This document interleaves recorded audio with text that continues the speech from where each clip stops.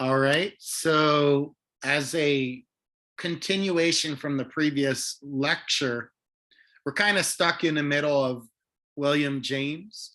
And we talked a little bit about his life and his general contributions. But now I'd like to talk about the concept of pragmatism and his theory of emotions, and we'll progress from there. So, can everybody see my slideshow? Yes. Yes. Yes. Perfect. All right. So, what is pragmatism? Pragmatism is basically, if it works, use it. That's my way of saying it. And ultimately, from a textbook concept, it's the validity of an idea depends on the outcome. So, as I said, if it works, use it. This idea was not exclusively William James, right? C.S. Peirce introduces this idea or advances this idea. We see this idea also in Wundt and Fechner's work. And the thing that William James does is that he turns it into a philosophical movement, not just an idea. All right. Yeah. Now, the other thing we want to talk about is the concept of emotions. And if you've taken a cognitive psychology course or the psychology of emotions course, you're probably familiar with the James Lange theory, right? Now, it's not the only theory out there. There's the Cannon-Bard theory, there's the Schachter theory, there's a bunch of other theories out there.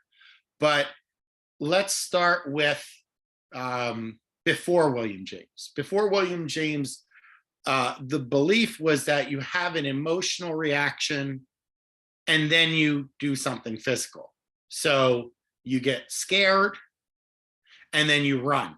That was before William James. But William James says it's the opposite. Actually, you have some physical response, right? And then you interpret that as an emotion. So in the case of if you see an alligator or a dog, you run first and then you're like, oh my God, that was scary. Right after the fact, you encode that as fear. So according to William James and Carl Lange, they believe that your emotional reaction is directly tied to some kind of physical or bodily change. So if there's no bodily change, then there's no emotion. So if there was no strong behavioral reaction or physical reaction, then you might not have had a fear response to an alligator or a dog. That's the mindset. Again, the Cannon-Bard theory is the opposite, right? Okay. So what are habits, right? So according to William James, habits are linked to the nervous system. They are a physiological response, and ultimately, by repeating an action, it increases the plasticity of that brain area or matter. And the more you repeat this, the easier it becomes, and less conscious energy you have to put into it. Now, what is your take? What do you think about this understanding of habits as kind of being linked to somehow neuroplasticity? Anyone have a thought? No hands. Okay. All right.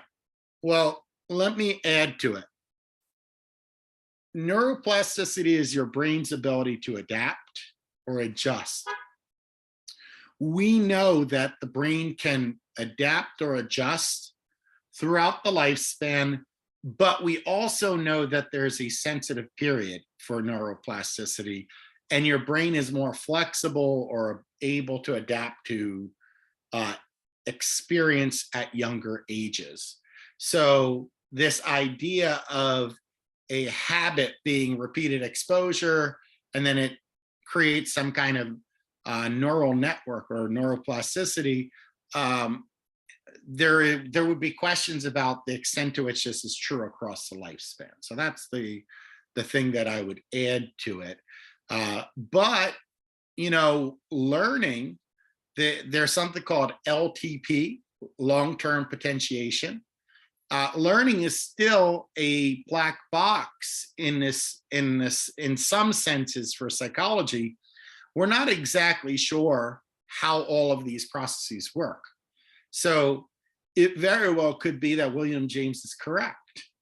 We just don't have enough data to support it because, again, habits are learned, right? And it becomes almost automatic. So if that's the case, we need to see how learning takes place. And there is something called LTP, which is a neurological process where certain neurons are reinforced, and learning takes place.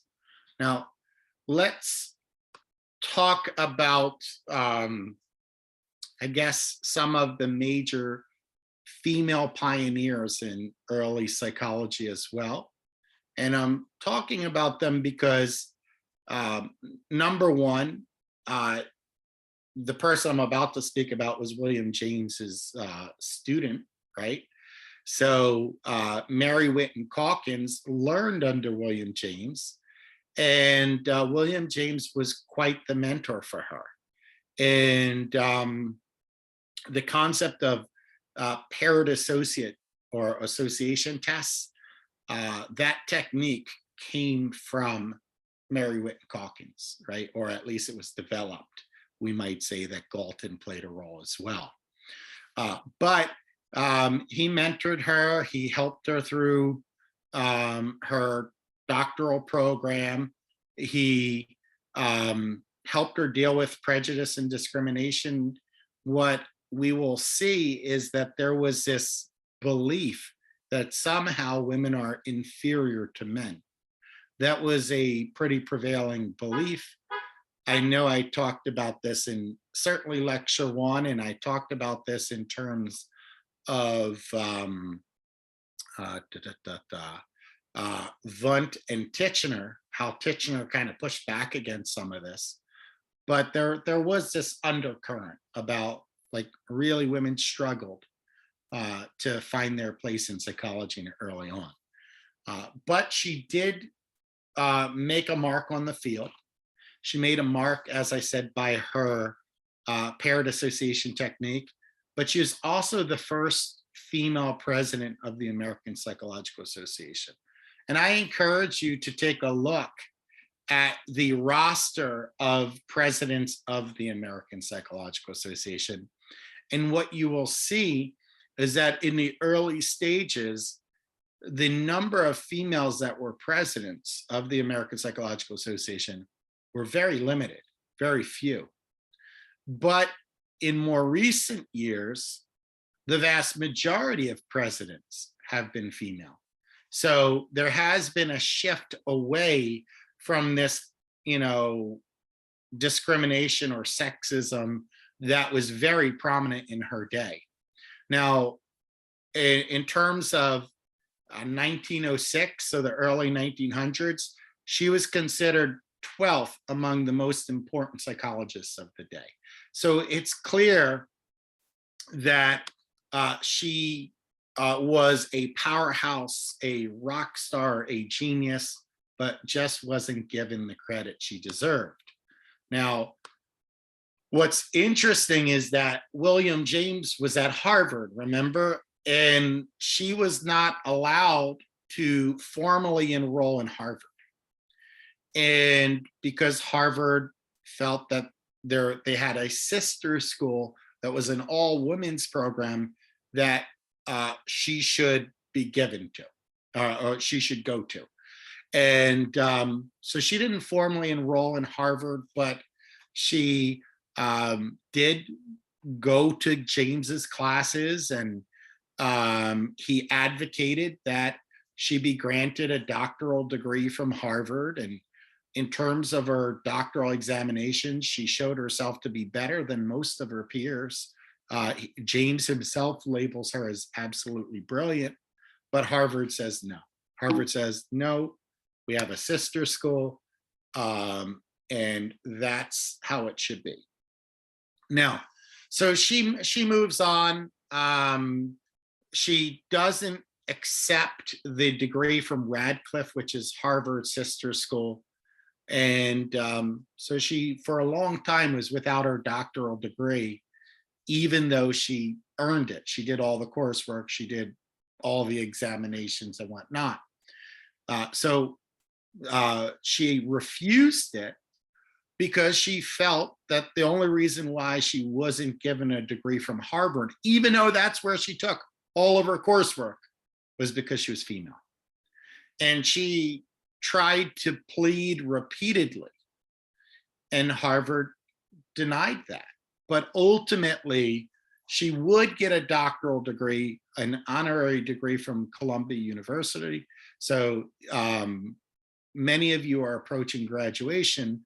You'll see that the keynote speaker oftentimes is granted an honorary doctorate degree based on their contributions. It's oftentimes a doctorate in letters, just some kind of acknowledgement of, their life experience. So Harvard didn't give her that degree.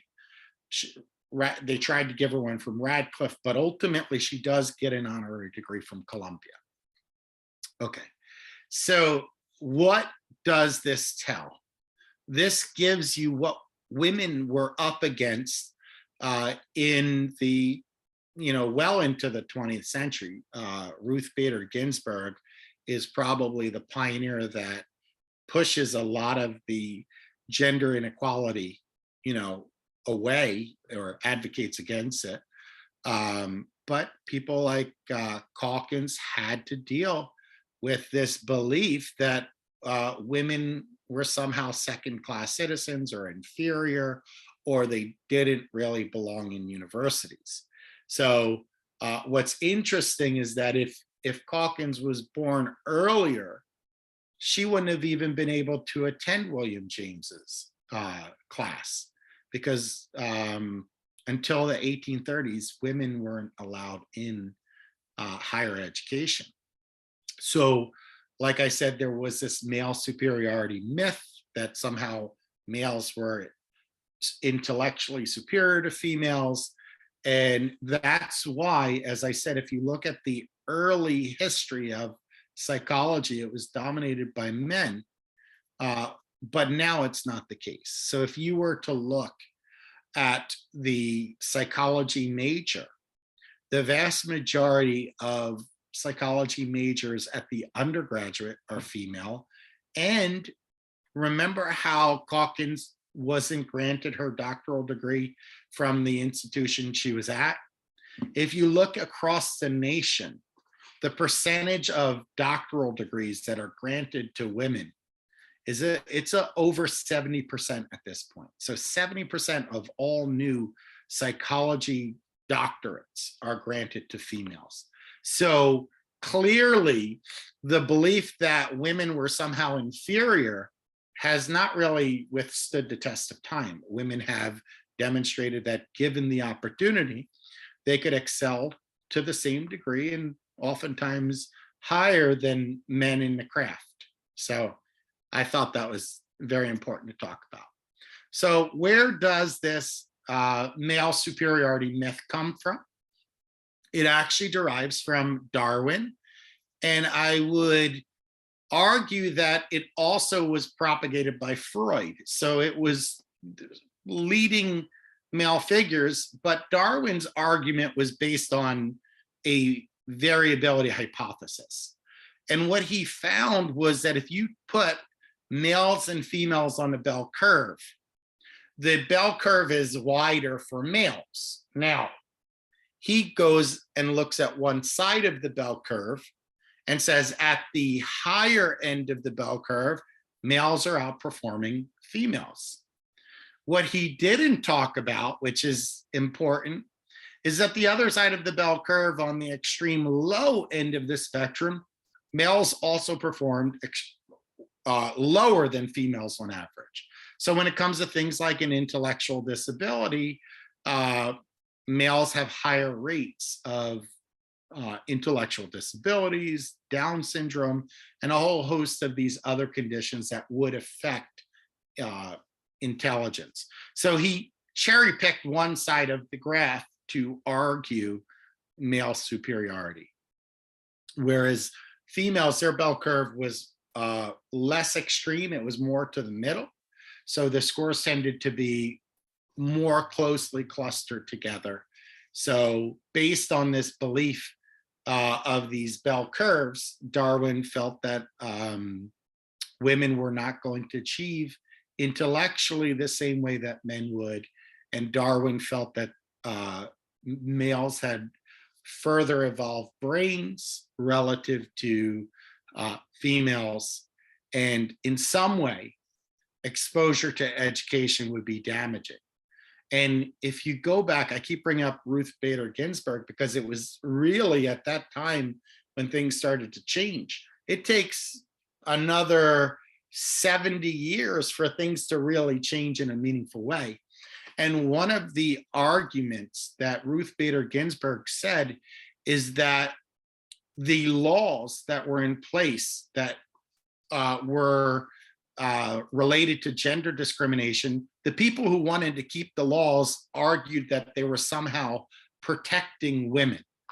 And this was for women's benefit. And she said, what are you protecting them against? You're protecting them against advancement in the discipline.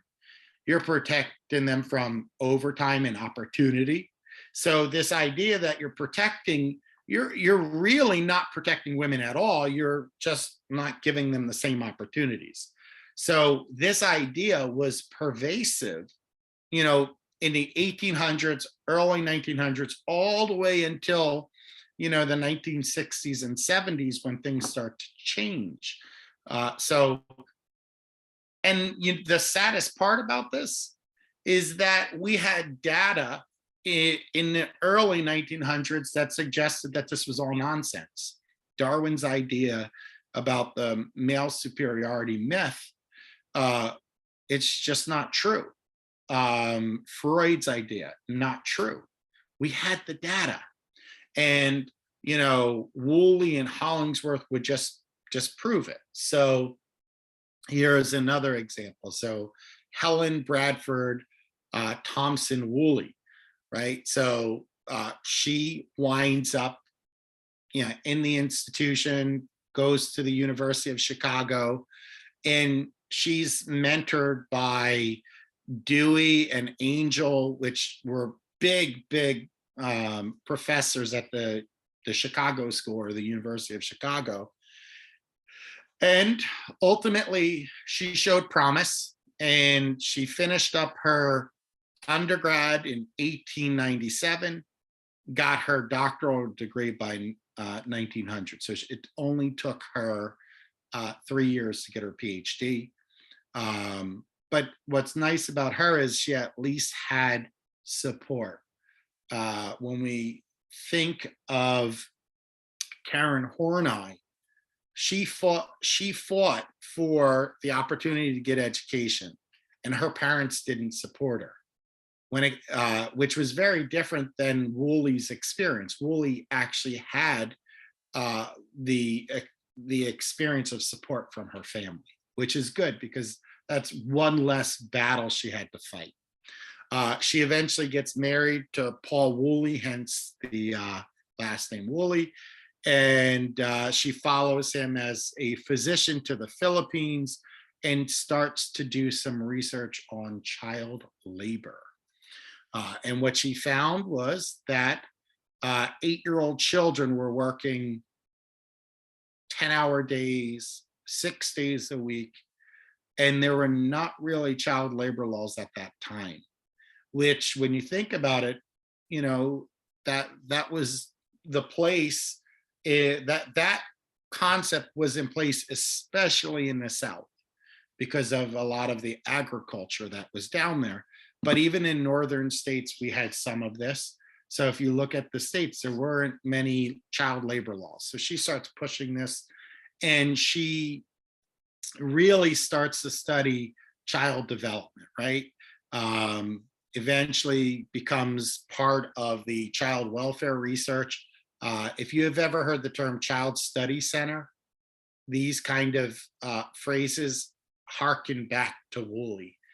So she created one of the earliest clinics to study childhood learning and education and whatnot. So she was one of the early pioneers. But in addition to her studying of children and establishing a clinic for children, she was the first to objectively measure whether this concept of male superiority had any merit. So she administered a whole host of things like motor tests, sensory tests, intelligence, and personality.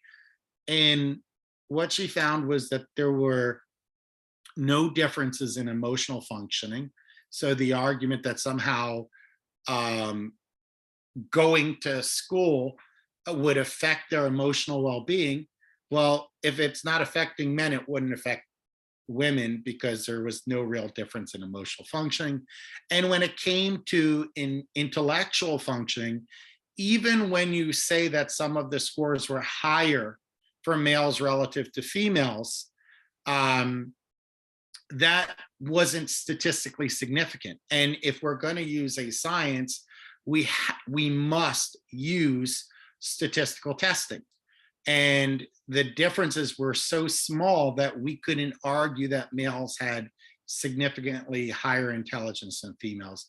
Moreover, what we did see is that there were cluster areas that women tended to perform better at in her testing, such as memory and sensory perception. So she said, well, how do we explain any of these differences? Well, she argues that it's due to the social environment, right? And if society is not cultivating the minds of women, they're, of course, they're going to perform poorer than men. But all things considered, their overall intelligence, there are no real differences. And then she wrote, another book called The Mental Traits of Sex. And when she's talking about sex, she's talking about biological sex. And in this text, she argues that males or male psychologists engage in some form of a femininity bias, right? So there's a lot going on there. So at this point, there's no real reason to believe that women are somehow inferior to men, right? There's enough data to disprove it. But it still took, like I said, another 70 years roughly from the early 1900s to the 1970s to get some meaningful change. All right, so the data was there. Now, Letta Stetter Hollingworth, she actually married Harry Hollingworth, which was also a psychologist. And that's important because, she was just as great as him, but she wasn't given the credit he was given. All right, so 1906, she graduates from the University of Nebraska and given the distinction of Phi Beta Kappa. Now, in order to be Phi Beta Kappa, you have to be in the top 10% of the university. So the fact that she was Phi Beta Kappa means that her performance at the university was greater than at least 90% of the student body. So once again, another gifted individual. And she starts teaching, and she's teaching high school, and for 2 years, like I said, she gets married, and then ultimately her husband is teaching at Barnard College in New York. And she discovered a problem when moving to New York, that New York State refused to allow women to teach in public schools. So here she was teaching. She comes to New York with her husband, who's now teaching at the college, Barnard College, and she can't teach. She's not allowed to teach. Why? Again, this implicit bias against women. And, it's interesting. We would like to believe that this bias was, it had to have been somewhere other than New York, right? New York is one of the more progressive states in the nation, but in reality, New York has not always been so progressive, and there were laws against women even teaching. All right. So what she starts to do is she starts to write, and it doesn't really earn her much publicity. It doesn't really take off. So she and her husband decide, okay, well, why don't you get a doctoral degree? So they agree to this purpose, and she starts saving money, and he starts saving money, and she starts going to Columbia University. Now, in the early 1900s, Columbia University was the premier destination for educational psychology, or the application of psychology to the classroom. In fact, does anyone know what Columbia University is also referred to as?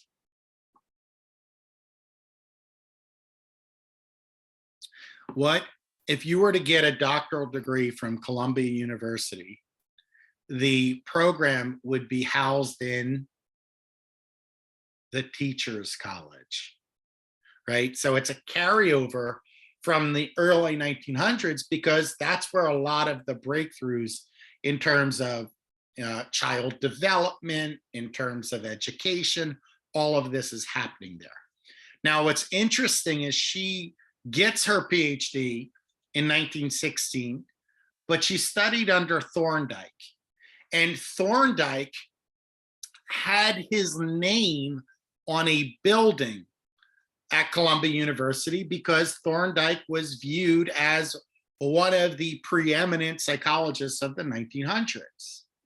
But in more recent years, they had to remove his name from the building at Columbia University. And the reasoning was that they discovered the extent to which he was racist, sexist, and anti-Semitic. They found it in his writings. They found it in, he worked alongside the chancellor of the college, or I don't know if it's chancellor or president of the college at that time. He worked alongside to find a way to exclude Jews from campus. So all of this comes to a head, and it's like, wow. But what I find interesting about this is studying under Thorndike, he has these implicit sexist biases, but he still mentored her. He still mentored her. She got her degree, and that may not have been an easy mentor for her to have if he's harboring such a bias. So eventually she gets her PhD and becomes a civil service psychologist for New York City. And she does research to further explore this variability hypothesis that Darwin said, right? So what she found was that she collected data on sensory motor, intellectual functioning across the board, wide range of subjects, or what we would call participants. And her data, once again, refutes the idea that the variability hypothesis was true. So this data rejects Darwin's idea. And it also challenges the belief of female inferiority. Now, one of the examples of females' inferiority was that their mood would change as a function of the menstrual cycle. And she found that that's not true. As a whole, the menstrual cycle did not really impact emotional functioning. Now, there is a small group of people who might be diagnosed with, and now the DSM-5, PMDD, premenstrual dysphoric disorder. So it's not that nobody is affected in their mood and their concentration and all of these things, but the vast majority of women are not. So the idea of the menstrual cycle is going to affect either your cognitive abilities or your emotional abilities. It's not true. So her data slams this. Again, look at the time. Now this data is in 1916, and it takes, once again, almost 50 plus years, or a little over 50 years, for us to get meaningful change. So the data was there. So I don't, again, looking back, we call it a hindsight bias. I don't understand how people could believe that, but people did, right? And I don't understand how people maintain that belief set when there was so much data disproving it. Ultimately, um, um, she becomes recognized as one of the most influential researchers, and she's cited in the American Men of Science for her work and contributions to the psychology of women, right? Interesting name for the organization as well. She also challenged the idea that women are inherently nurturing and had this motherhood instinct. So she felt that, fulfillment, the motherhood, I should define what it is. The motherhood instinct suggests that people feel more fulfilled when they're taking care of their children, or women feel more fulfilled taking care of their children. And she said, yeah, no, that's not true. Women can get enjoyment from activities that are unrelated to their marriage and family. So tying women to the house and to their husbands and children is not true. Women can find enjoyment elsewhere. All right. So her premise, her punchline is that it's society and cultural attitudes that keep women back. And very strong feminist. She argues against women not being included in any discipline. She feels that women could, the sky's the limit. Do not restrict your potential, and women should be allowed in every single discipline. So we talked about her work, her research. We talked about her research on gender differences, but she really was a big proponent of creativity and giftedness. So when we talk about intelligence, many times people focus on deficits, and she demonstrated that there are gifted children, and the way they think and how they express creativity might be slightly different. Now, she had her own discrimination. All of her research that she did, she never received a research grant, which means that she never received external funding for her work. So she had to do it on her own. She had to figure it out without those means. And as I said, she was very strong in terms of women's rights, the suffrage movement. Again, the suffrage is the right to vote. So she was part of the group that advocated for women having the right to vote. So when you think about this, you have to acknowledge that women had a very hard time in this discipline for a very long time. And they adapted. They adapted and found ways to make their mark. And that is a sense of pragmatism, right? So if we were to think about the term or the movement of functionalism, we have to give Titchener credit, because Titchener wanted to distinguish his model from the concept of functional or functionalism. So he writes in 1898 postulates of structural psychology. So Titchener is saying clearly, this is the model of psychology I'm going to focus on. And he went out of his way to say, structure was important and should be separated from function. So the fact that people argued against it and developed this functional spirit is ironic, because he was trying to suggest that structuralism was the only thing we should be studying. Okay, so we mentioned Dewey and we mentioned Angel, right? So when we talk about the Chicago School, they were central to our understanding of functionalism. So let's talk about a little bit of what they do. So John Dewey writes a book called Psychology. How original, right? By the way, most textbooks, that's the most common title. And you're like, well, wait a minute. If the title's used, why can someone else use it? Because the book is different and no one has a trademark on the word psychology. So he writes a book in 1886 called Psychology. And this book becomes so influential that it leapfrogs Principles of Psychology by William James. And that's a big point, right? So because, as I said, William James, if you read his work, it's elegant and he covers so many areas of the discipline, but John Dewey's work eventually leapfrogs it. So he starts his career and creates a laboratory, eventually winds up at Columbia University as well. Again, notice Columbia University is a hotbed. 1904, he starts to link psychology with education and philosophical problems. He writes a manuscript called The Reflex Arc Concept of Psychology.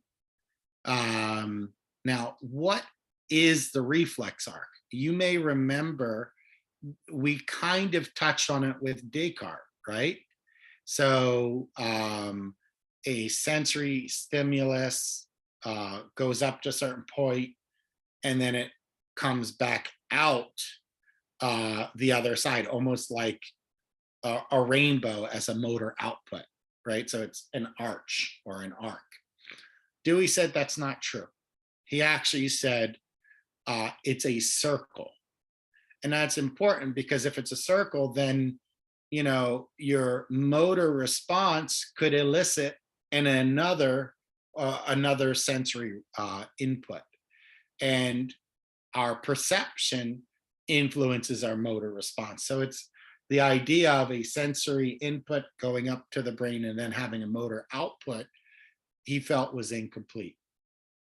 And then in terms of functionalism, how he fits in with functionalism, he argues explicitly against Titchener. He feels that we cannot study mental elements. Breaking down consciousness to its smallest parts is useless. And that was what we call the Lexington and Concord of functionalism. Now, Lexington and Concord, does anyone know that reference? The first shots of the Revolutionary War. So it's the first shot of functionalism. All right, so any kind of breaking things down to mental elements is useless because when you strip things down to their elementary parts, it removes the meaning of that conscious experience. So he rejects that, and he said we should study the whole organism as it functions in its environment. Now, what's interesting is that he acknowledges that the organism, the person themselves as a whole, is the unit we should be studying, right? And he felt that our consciousness serves a purpose, and the purpose of our consciousness is to help promote survival. So a real big shift, right? A shift, study the whole person, don't break a person down into their elements. And consciousness is not just a a building block idea, it serves a purpose, which is for survival. All right. So James Roland Angel, right? He turned it into a school of thought, right? Again, he also becomes very influential at the University of Chicago, gets a lot of notoriety there, and University of Chicago gets some fame there. Ultimately, he does his own work, right? And he studies under Dewey, right? And he studies, or he reads, pardon me, William James's work. And then he goes to work with William James in his lab for about a year. What's interesting about Angel is that he did not receive a PhD, or he didn't write his PhD and get one that way, but he did receive several honorary degrees, total of 23 of them, right? So while he didn't get one through his own studies, other people recognized his contributions and gave him the honorary degrees, like I've talked about. He winds up at Yale, becomes the president of Yale, and creates the Institute for Human Relations. All right. He writes his own book called Psychology. Once again, an original title, right? And what he says, what's the purpose of consciousness? Again, focusing on function, not structure. So he writes that the purpose of consciousness, or its function, is to help us adapt. So it improves our adaptive qualities, promotes survival. And psychology should focus on studying how the mind helps us adapt to our environment. Now, that's very interesting because this sounds very much like early cognitive psychology. And when the behaviorists come in, they are going to hate this. The idea of studying how the mind or mental processes help us in adapting or evolving to our environment, they don't like that because it's not as measurable. And you're going to see John Watson says that psychology should only study behavior because it's concrete and measurable. So they're going to hate this idea entirely. Now, in 1906, he writes The Province of Functional Psychology, and he argues that structural psychology is basically useless. And that's how functional psychology, or functionalism, gets its own stature.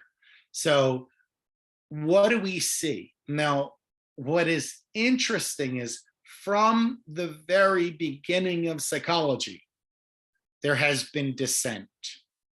If we were to look at Wundt, he had to contend with the phenomenologists, and they argued with him. If we look at Titchener had to deal with the functional psychologists, right? Or functionalism. So he had to deal with William James's argument and Angel's argument and Dewey's argument.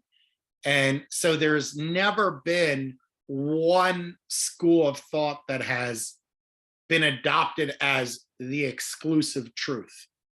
And if you go back to our first lecture, I said that psychology is in the pre-paradigmatic stage. Francesca, what did I mean that psychology is in the pre-paradigmatic stage?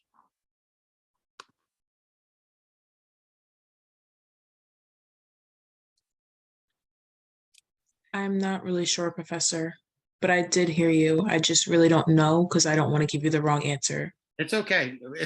By the way, it's okay to be wrong too, right? It's a learning community, right?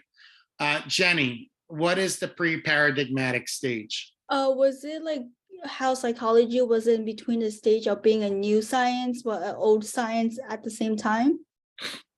That's the paradox of psychology, is that it's both the oldest and newest Thomas Kuhn talks about psychology as being in the pre-paradigmatic stage. What is a paradigm?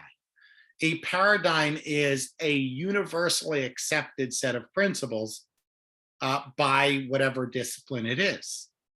And Thomas Kuhn said psychology has never been in the paradigmatic stage. It remains in the pre-paradigmatic stage, which means that there are competing schools of thought. There are competing positions as to what psychology is and what it should study, right? So Wundt wanted to study consciousness, right? And building up consciousness. Titchener wanted to break down consciousness. The phenomenologist said, no, you can't build up, break down, because when you break it down, the whole is greater than the sum of its parts. So do not break it down altogether. Then you have William James talking about the adaptive value of psychology and trying to study the adaptive value. And then you have the functionalist school that we're emphasizing now. Now, I thought I saw a hand up. Maybe it disappeared. Laura, did you have your hand up? Oh, as you were saying it, I was remembering what it was, and then you said school of thought, and I was like, oops, too late. Sorry. Absolutely. Forgive the typo. That should say psychology with an H, P-S-Y-C-H. But yeah, there's never been one point in the discipline of psychology that we've held a universally accepted belief set as to what psychology is and what is important to study.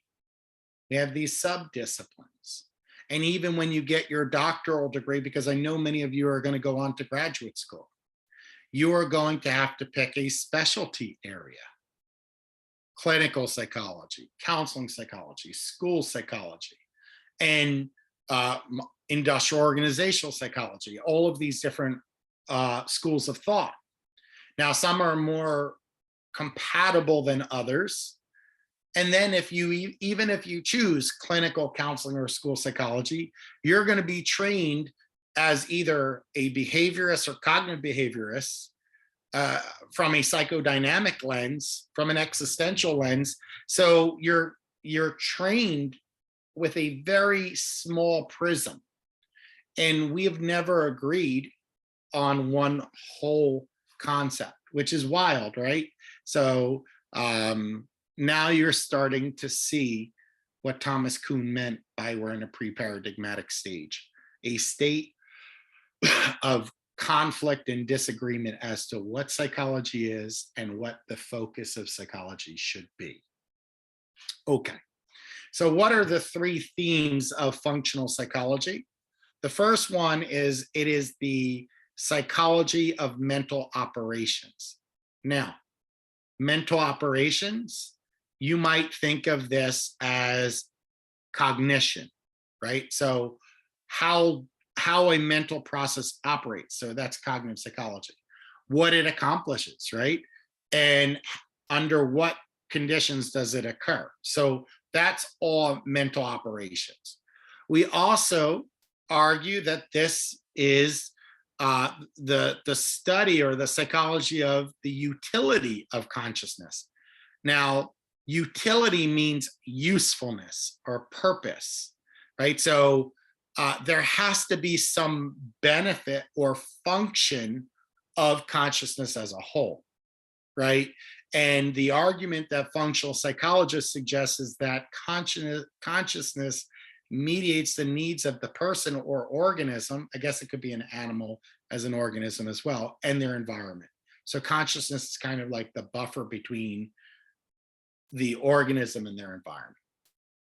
And then functionalism would focus on psychological relations, right? So they try and study the total relationship of the organism to the environment, so the whole person. So similar to Gestalt psychology, we don't want to break things down into their parts. Study the whole organism in their environment, and we don't need to make a distinction between the mind and the body.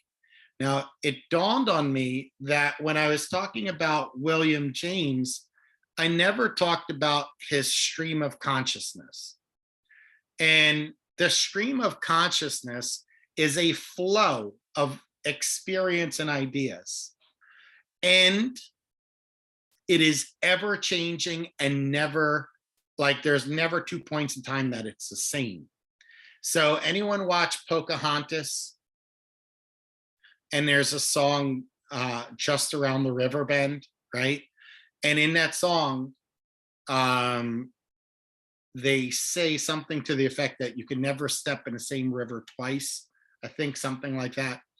Well, that actually comes from William James and the concept of stream of consciousness. It's ever flowing, ever changing. So instead of trying to break down consciousness the way Wundt and Titchener wanted to do, you should study the whole experience of consciousness, which you could see why William James falls into this functionalist school of thought.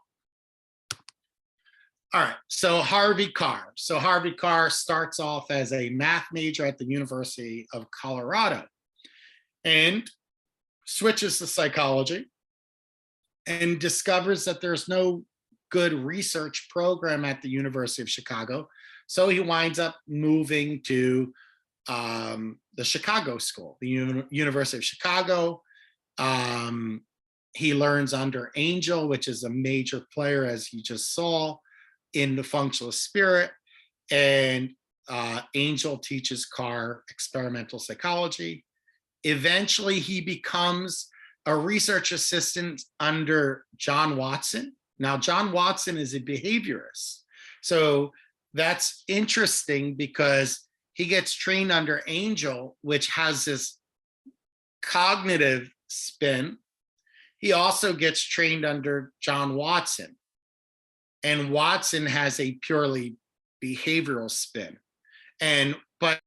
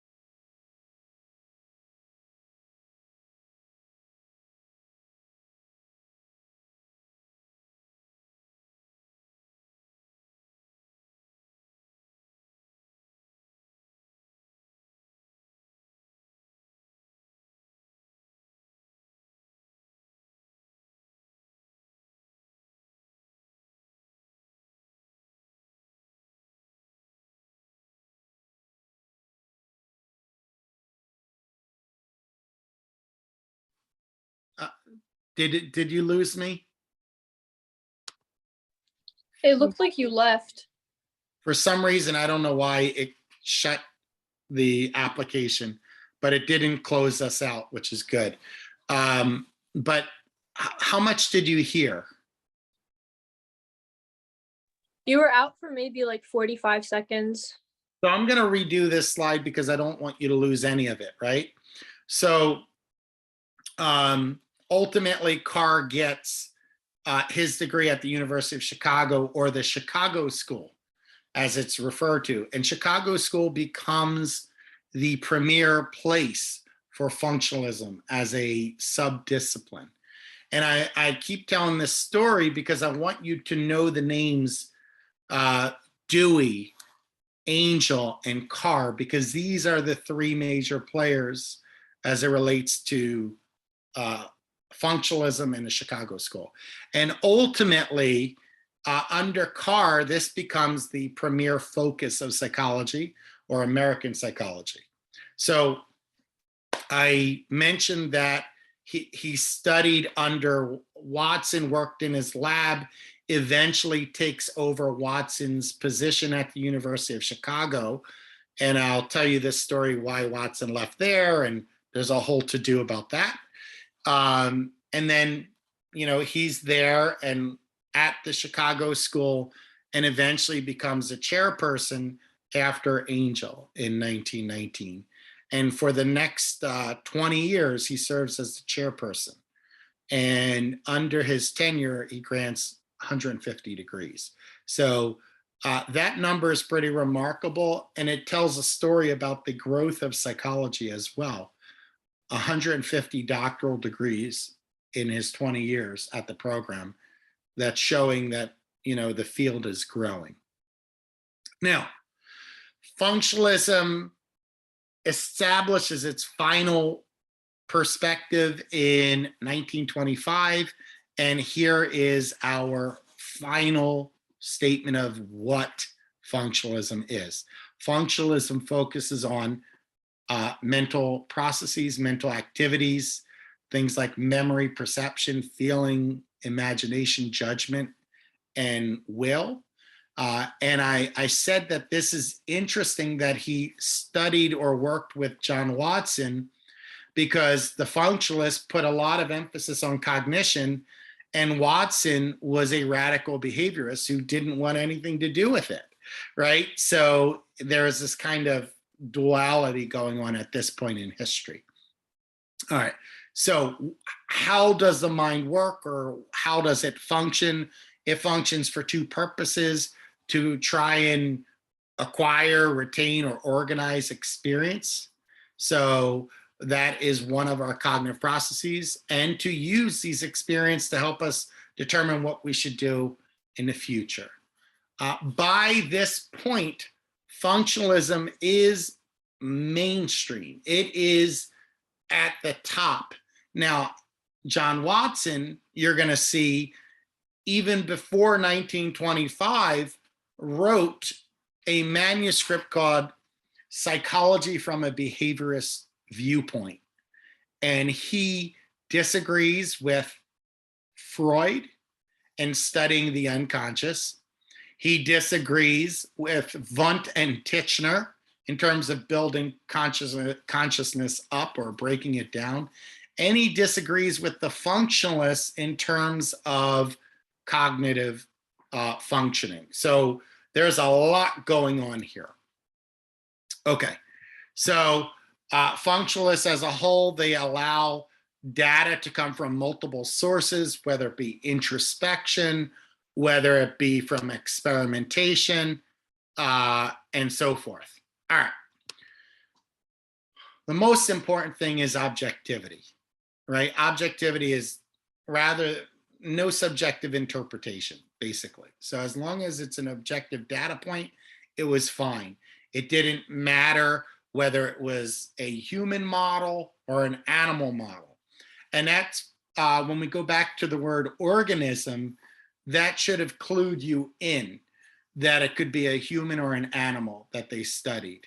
So ultimately, what does the Chicago School do is they bring us from the subjective interpretation that we had with Titchener to a more objective study of behavior, right? And cognitive psychology. Okay, so now we move to Columbia University. Columbia University, like the Chicago School, there are several institutions you should know before I go into this. Harvard University is an important institution for the history of psychology. Columbia University is an important institution. The Chicago School is an important institution. Not that these are the only ones, but you're going to see a lot of major players coming through these three institutions. All right. So in addition to the Chicago School, Columbia University also adopts this functional psychology spirit under Robert Sessions Woodworth, and it becomes a major, major, major home for people like Cattell, who studied memory, and Thorndike, which we talked about as, having to have his name taken off the building of Columbia for studying the law of effect and animal learning. So Robert Sessions Woodworth, right?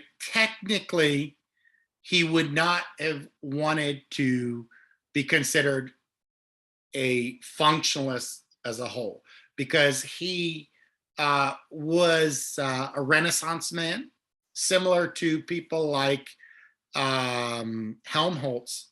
He had a lot of interests that weren't just functional in nature, but nevertheless, his work comes out to be similar to this functional spirit. So what was Woodworth's life? What did it look like? Well, he learned under Granville Stanley Hall, or G.S. Hall. He read the work of William James, and Hall and James are the leading thinkers in the early 1900s as it relates to psychology, right? So eventually he gets his PhD at Columbia and starts teaching physiology. So he studies under Sherrington. Does anyone know who Sherrington was? Sherrington was influential in neuroscience. And he talks about, he demonstrates that there must be a synapse. So he proves through his studies on animals, or dogs in particular, that the speed of an impulse is not a constant. And why is it that within a single neuron, the speed of an impulse is at one speed, and when we measure communication through multiple neurons, it slows down? So one of his arguments was it must be that there's something happening between the neurons, and that's what we view today as the synapse. Now, becomes very influential. He teaches at Columbia University, well, twice, but first from 1903 to 1945, comes back, and then retires again in 1958.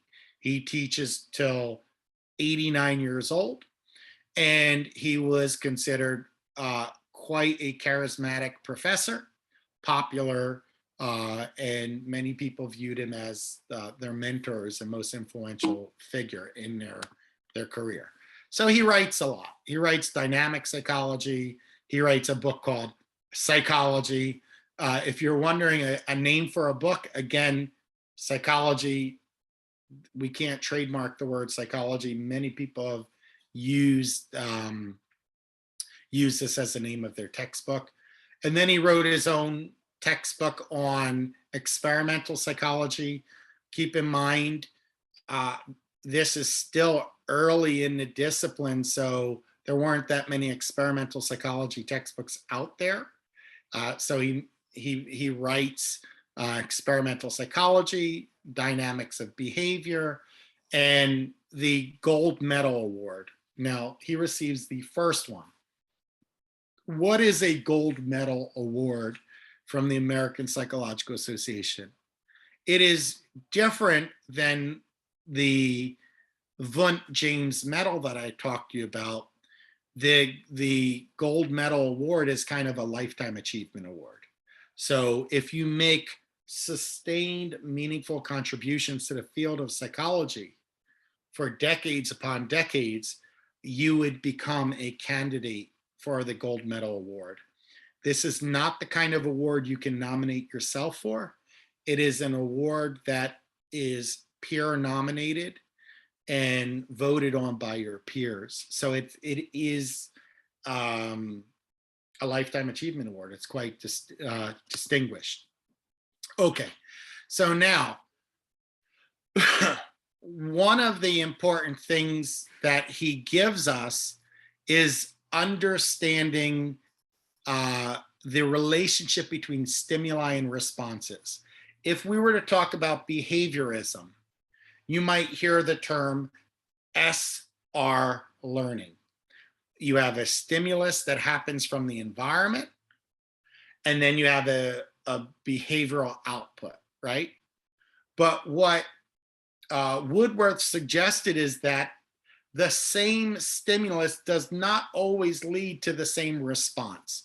As much as Skinner would like that to be true, as much as Watson would like that to be true, as much as Pavlov would have liked that to be true, a stimulus and a response are mediated by the organism. So you, the perceiving person, are going to influence the relationship between the stimulus and the response. And the same, as I said, the same stimulus does not always lead to the same response. I'll give you an example. Imagine you are an elite boxer and you are fighting and you're in a boxing match and someone punches you in the face. It is going to cause a pain reaction. However, that response to that stimulus is going to be very different than if you're walking down the street, you're not in a boxing match, and someone randomly punches you in the face. The same punch is going to elicit different levels of pain depending on the context. So in a boxing match where you expect to be punched, you're actually going to report less pain. There's going to be more adrenaline. You're going to be prepared for the punch. So the pain is actually less than if you're walking down the street. Same stimulus, different response. So it's a good point that Woodworth made, is that we have to pay attention to the organism as the mediator between the stimulus and a response. Okay, so what should we study? Well, according to his perspective, we should study consciousness and behavior. Introspection is important in this model of, or approach to psychology, because it allows us to know what's happening within the organism. Observation and experimentation are also necessary. So that's very, very interesting, right? So we are tapping into what you're experiencing on the inside, but we're also observing what you do on the outside. And we're also setting careful research studies to elicit a response and see what happens. So what is dynamic psychology? If you were looking for a definition, dynamic psychology tries to explain all the causal factors and motivations for both behavior and emotions, right? Behavior and emotions. So it's not just behavior, it's these cognitive processes. All right, his work builds upon some of the work of William James and some of the work of Dewey. As I said, he focuses on motivations, right? So he really wanted to develop the study of motivation, or motivology. All right. So every single every single behavior has a physiological underpinning, and he wanted to study what's happening within a person as well to try and better understand why people do what they do. Now, you might say that this dynamic psychology that Robert Sessions Woodworth is slightly different than functional psychology, as I've stated about 10, 20 minutes ago, but he wasn't trying to argue with functionalism. He was trying to extend the reach of functionalism. So there's no contradiction there. All right, so, well, what is functionalism? If we pull back a little bit, is functionalism the activity, or is it the use of an activity, or the usefulness of an activity? And the argument is that these two things are not the same. So Carr, again, one of the early pioneers in functionalism, says if you're defining it as the activity itself, right? So the activity of memory, the activity of motivation, things like that, that is not the same as the use or function or adaptive value of the activity. They're inconsistent. So he draws the attention to it. Now, remember, Titchener said we should be studying the structure of the mind, and functionalism is not psychology, right?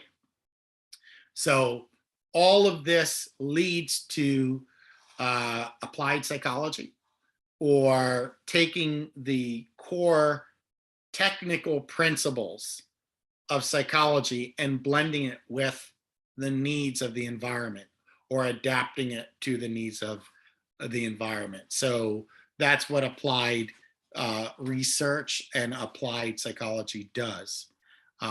So we use the scientific rigor, we benefit from the theoretical or the pure research, and then we complement that with applying it to the needs of society. Okay, so what does functionalism do? One, it serves as an opposing force against structuralism. You may recall that I said structuralism tries to explain the question that starts with the word, quote, what? What is the mind made of? Whereas functionalism rejects that and says psychology should start with the question, why? Why is the mind made the way it is? Why do we do what we do? So this is a rejection or an opposition of structuralism.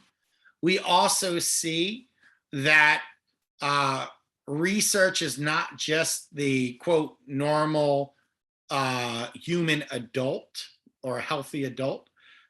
Research can include animals. It can include people with mental illness. And research goes beyond introspection. We have experimentation. We have direct observation. So functionalism broadens the lens of psychology quite a lot. And that is where we will stop. Now, before I stop the recording, I do want to set the stage. When functionalism takes hold of psychology, there's a lot happening in the world. And these world events are going to push psychology to come up with meaningful solutions to significant problems. And when I said applied psychology, that applied psychology includes taking the basic principles of learning and applying it to the school system for public education, taking the principles of psychology and applying it to the business world, taking the principles of psychology and applying it to the therapy world, taking the principles of psychology and applying it to the courtroom. And you will see that industrial organizational psychology, school and educational psychology, the testing movement, forensic psychology, and so forth. All of these subdisciplines are an outgrowth of applied psychology. And if not for this functionalist spirit that says, hey, this must have a purpose, then there would be no applied psychology. Because psychology also must have a purpose. Because if psychology doesn't have a purpose, then why do it? Why get a degree in it, right? So we, as we will see in our next lesson, are going to talk about psychology's struggle for relevancy. And that is applied psychology. I know I said a lot, but I'm going to stop there. Questions?